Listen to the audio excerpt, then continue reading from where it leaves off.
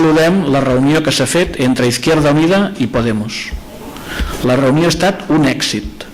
S'ha acordat en un comunicat treballar, en primer lloc, per un programa conjunt d'Izquierda Unida i Podemos. 2. Treballar per una candidatura conjunta d'Izquierda Unida, Podemos i altres components de l'esquerra.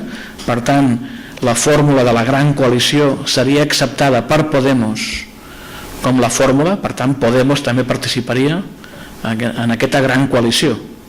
I per tant vol dir que Esquerra Unida i Alternativa, que saben vostès que té jurídicament independència, que som signants de l'acord, Iniciativa per Catalunya Verds, Nova Irmandade, la Federació dels Verds, etc., tots firmaríem amb Izquierda Unida i amb Podemos una gran coalició.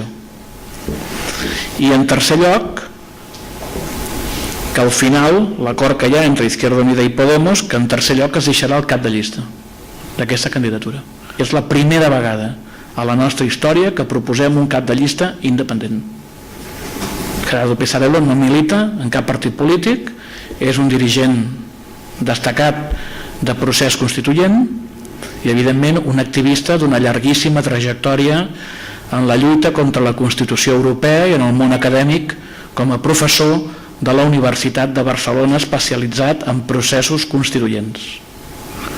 Pensem que és una persona ideal per connectar amb sectors polítics i socials que volem especialment mobilitzar en aquestes eleccions. Per exemple, abstencionistes, gent jove i d'alguna forma gent que aposta clarament per una ruptura democràtica en aquest moment.